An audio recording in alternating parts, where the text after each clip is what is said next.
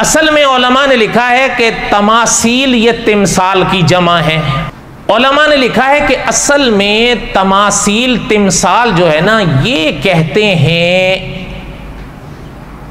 जिसे आपके और हमारे यहाँ मुजस्मा कहा जाता है। मुजस्मे के साथ साथ ये लफ्ज तस्वीर पर भी उतरता है। और आगे मौलाना अब्दुल रहमान साहब रहमतुल्लाह ने लिखा है कि कते नजर इसके कि वो तस्वीर जो है वो जानदार की हो या बेजान की हो, ये लफ्ज दोनों पर उतरता है। अब जब ये वजाहतें तो उलमा ने लिखी हैं, इसमें कोई शक नहीं है, तो कुछ लोगों ने जब इसको पढ़ा तो उनका जहन इस तरफ निकलने लगा कि फिर तो तस्वीर या तस्वीर जायज है, इसलिए कि उनके यहां तो ये सबसे बड़ा लफ्ज उनको मिल रहा था कि ये तो खुद अल्लाह ताला ने कलाम पाक में बयान फरमा दिया है कि जिन्नात हजरत सुलेमान के हुक्म से हजरत सुलेमान के लिए तमासील बनाते थे, मुजस्मे बनाते थे, तस्वीरें बनाते थे। फिर उन्होंने ये लिखा है कि अगर ये शय नाजायज होती तो कलाम पाक में कुछ ना कुछ इसके बाद फरमा दिया जाता, ऐसा तो कुछ भी नहीं है। इसलिए उनका रुख इस तरफ होने लगा कि फिर तो ये जायज है। यहां तक बात समझ आई है? अब इसका जवाब भी सुने। जहां तक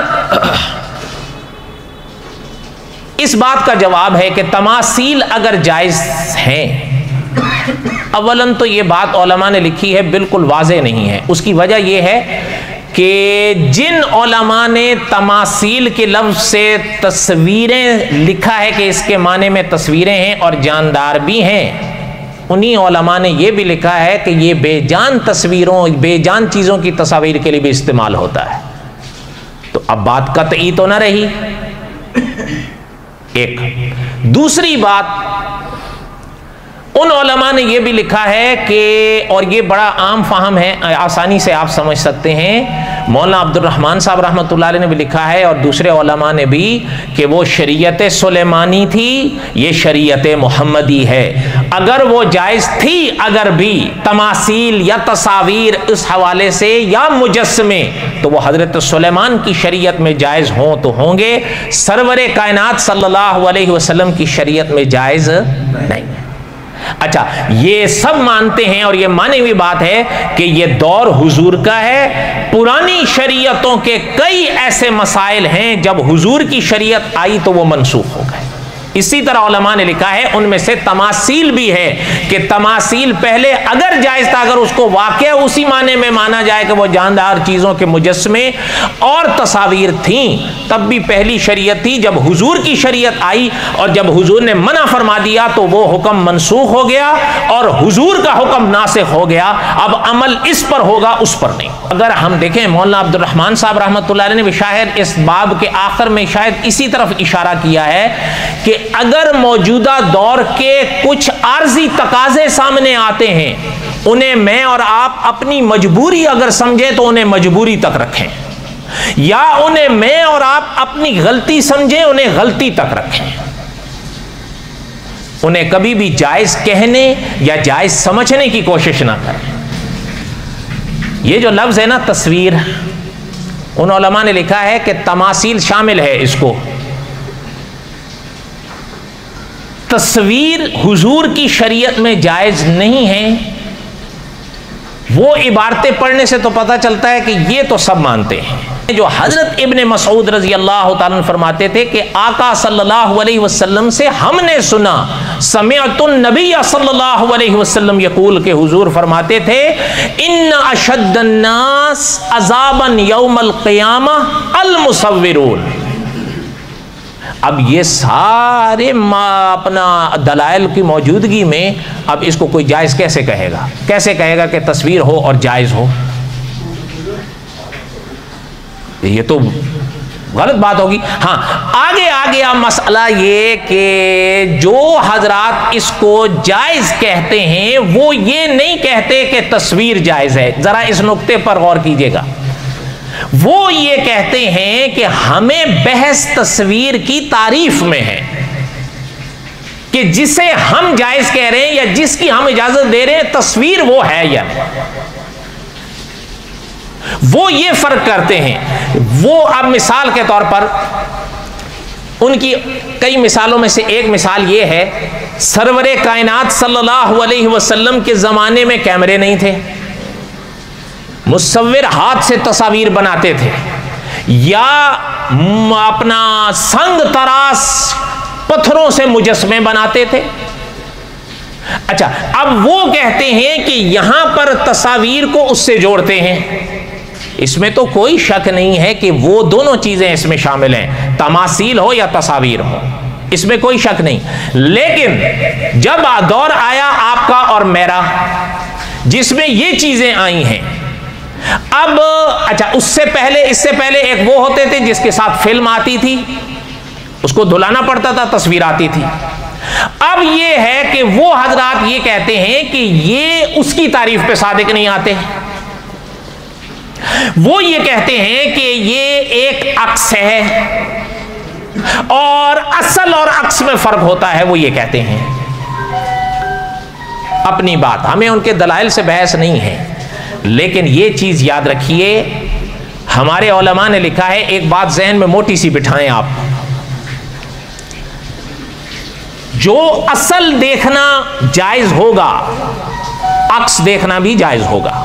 जिस शय को असल में देखना जायज है, उसका अक्स देखना भी जायज है। क्या माना? अभी जरा ध्यान दे मेरी तरफ। मैं असल हूं आपके सामने या अक्स हूं? असल हूं ना। अच्छा, मैं आपके सामने बैठा हुआ हूं, मुझे देखना आपके लिए जायज है कि नाजायज है? जायज है ना। अच्छा, अब समझे दूसरी बात। अल्लाह ना करें, अल्लाह ना करें, अल्लाह ना करें, अगर मैं किसी और हालत में हो जाता हूं जो शरअन जायज ना हो, जो शरअन जायज ना हो, और मैं असल के लिहाज से भी ना हूं, मेरा अक्स हो, फिर जायज होगा? बोलो नहीं।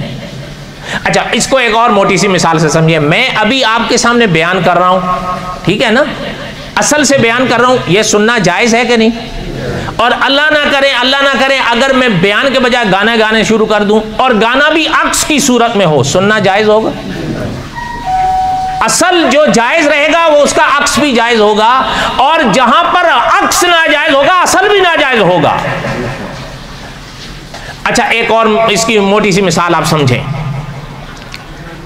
एक शख्स चलता है राह पर, लिबास में है, वो असल के लिहाज से है, ठीक है, आप उसको देख सकते हैं। अल्लाह ना करे बेपर्दा हो जाए, अब असल में भी अगर बेपर्दा हो जाए, देखना जायज रहेगा? अच्छा, और अल्लाह ना करे अगर अक्स की सूरत में कपड़े उठा दे, उसका सिर्फ अक्स ही हो, असल में पहले था, बाद में उसका अक्स उतारा गया हो, जब बेलिबास है तो अक्स देखना जायज होगा? नहीं जायज होगा। इसमें कौन सी ऐसी बात? इसलिए वो हजरात फरमाते हैं कि ये बात नहीं है, जो असल में जायज होगा उसका अक्स भी जायज होगा, जिसका अक्स नाजायज उसका असल भी नाजायज होगा। उलमा ने लिखा है, याद रहे कि ये जो तस्वीर कशी है ना, ये अल्लाह ज़ुल जलाल वल इकराम की बनाई हुई अशिया की नकल इंसान करने की कोशिश करता है। कर तो नहीं सकता, लेकिन कोशिश तो वही करता। अब अल्लाह ज़ुल जलाल वल इकराम ने इंसान को पैदा फरमाया है, इंसान को अल्लाह ही पैदा फरमा सकते हैं। इंसान के पास वो तस्वीर बना के ये करने की कोशिश कर रहा है, हुवल्लज़ी युसव्विरुकुम फिल अरहाम। तस्वीर कशी सिर्फ पाक जात का काम है। इसलिए हुजूर ने फरमाया, जब क़यामत के दिन ये आएंगे, अल्लाह उनसे फरमाएंगे कि तुमने मेरे कामों की नकल करने की कोशिश की थी, तस्वीरें तो बनाए हो, अब इनको जिंदा भी करो।